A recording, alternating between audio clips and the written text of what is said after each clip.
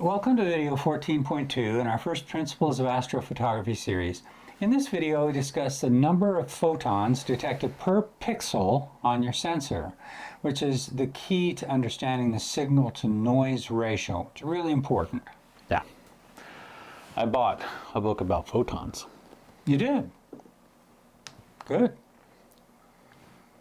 For a bit of light reading. I hope it was illuminating.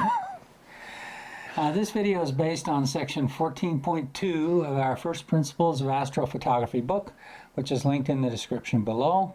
I'm Ren Edwards. And I'm Boyd Edwards. Let's talk sensor sensibility. Principle 145, signal. The average number of visible photons detected per pixel devoted to an object depends exponentially on its magnitude. It's proportional to the elapsed time and the square of the sensor pixel size, and is inversely proportional to the angular area of the object and the square of the focal ratio of the telescope. That was a mouthful. This relates to the number of photons detected from an object. So in the last video we talked about the visual magnitude of an object. That measures the amount of light that is received from that object in the visual passband, which is centered in the middle of the visual range, 550 nanometers. So now instead of the total number, this is the total, and we denote it by a capital S. Now we're talking about the number of photons detected per pixel. And that's what's important in thinking about signal-to-noise ratio. You don't care about the total number of photons. You care about how many photons you're detecting per signal. Because that number tells you, I mean, if the number is really low, your signal-to-noise ratio is really, really low. I mean, if the number is 0, your signal-to-noise ratio is 0. Yeah. And so being able to calculate that number is really, really helpful in thinking about your signal-to-noise ratio. One thing we're a little bit proud of is that we couldn't find anywhere a calculation where you can actually calculate the specific number. You can find out what it's proportional to, but in our book we go through the specific calculations to show not only what it's proportional to and inversely proportional to, but what the actual number is, or at least an estimate of the number. It's not going to be perfect, but it should be good to within a factor of 2, something like that. Correct.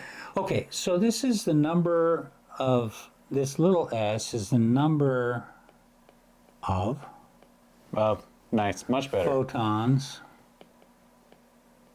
detected per pixel.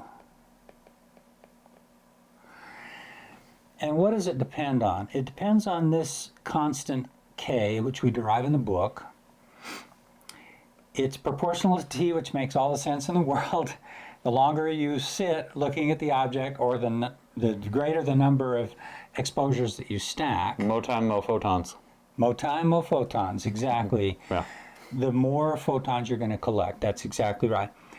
Then it's also, and this should be no surprise, proportional to the square of the pixel size of your sensor. So on our sensor, it's an ASI 6200 mm Pro.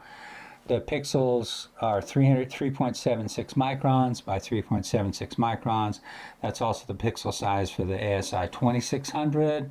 And if you're binning, times it by 4, or how many ever times you're binning. Yeah. Yeah.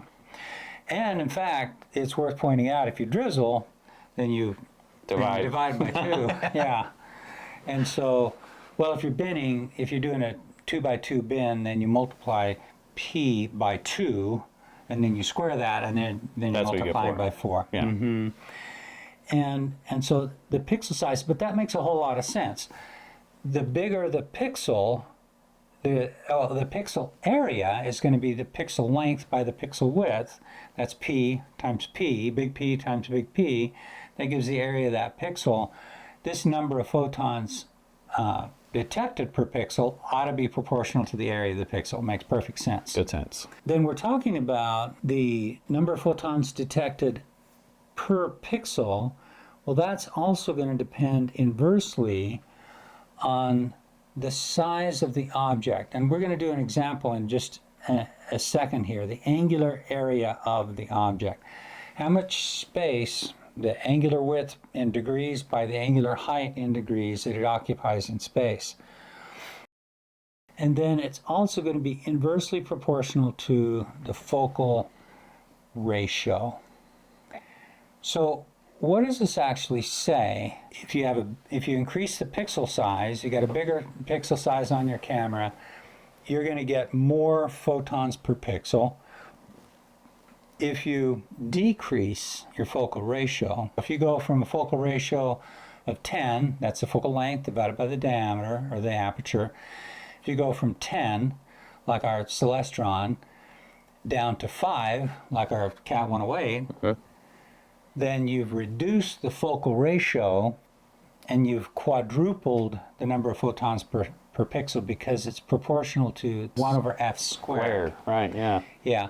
So that's what normally people think of when they think about the smaller focal ratios, f1 or f2.8, f4, etc., f3, etc., being faster means you're capturing more photons per pixel. Yeah. And then this is also proportional to exponentially to the magnitude of the object. Obviously, if the object is brighter, you're going to get more photons from it. Okay, an example.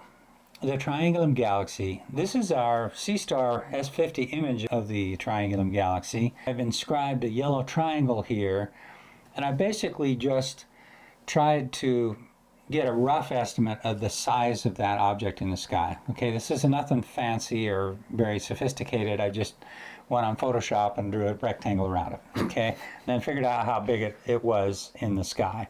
And that rectangle is about 0.69 degrees by about 0.36 degrees.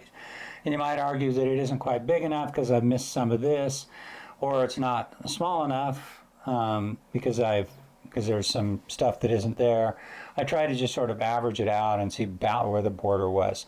But the reason for doing this exercise, and the reason that it's helpful in thinking about these, is that now we can talk about the average number of photons received in that rectangular area per pixel on my sensor. Clearly, the photons that are dedicated to this central spot are going to receive a whole lot more photons. Yep. And the ones that are way out here are going to receive many fewer, but we're just getting the average, just to give us an idea of what the signal-to-noise ratio is going to be. Right. For example, the ASCAR 107 PHQ, a great telescope which we don't own, which we thought at one point we were going to own, and the ASI 2600 MC Duo, and you image for an hour. The pixel size on the 2600 is 3.76 microns. The measurements of the Triangulum Galaxy that I just got from Photoshop, or you can get it from Telescopius or wherever, the focal ratio is 7, and it's sometimes written as f/7. But we write it as a capital F equals 7. Then the magnitude, you can just look up the visual magnitude of the Triangulum Galaxy. It's 5.72. That means it's right on the threshold of being able to see. I don't think I've ever actually seen it in the sky with my naked eyes, but some have. Then K is just that number that we derive in the book.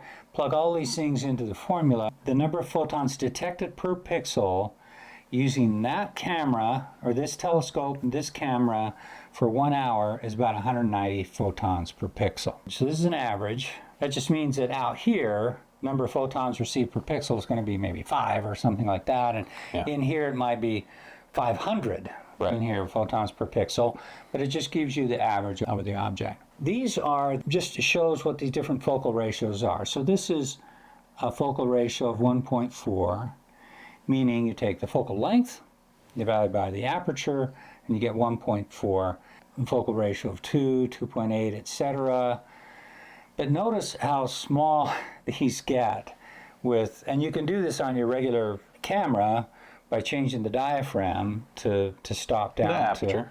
The aperture. Yeah. Mm-hmm. Optical speed. Fast optical systems with large sensor pixel sizes, and small telescope focal ratios give high photon yields and brighter images. High photon yields, that's what it's all about. That's what we want, is photons. Normally when people talk about fast, they're talking about small focal ratios. Yeah. But that ain't the whole story in astrophotography. What you need also is to know what the pixel size is. Right. And that's equally as important because, I mean, the focal ratio is down here in the denominator, but the pixel size is up here in the numerator. My immediate thought is, I want to get as many, as much detail as I can. Oh, yeah. So I want to get as many pixels as I can, a Yeah. small pixel size, but Yeah. then I'm probably wasting pixels at a certain point with Right. diffraction limitation. So Right.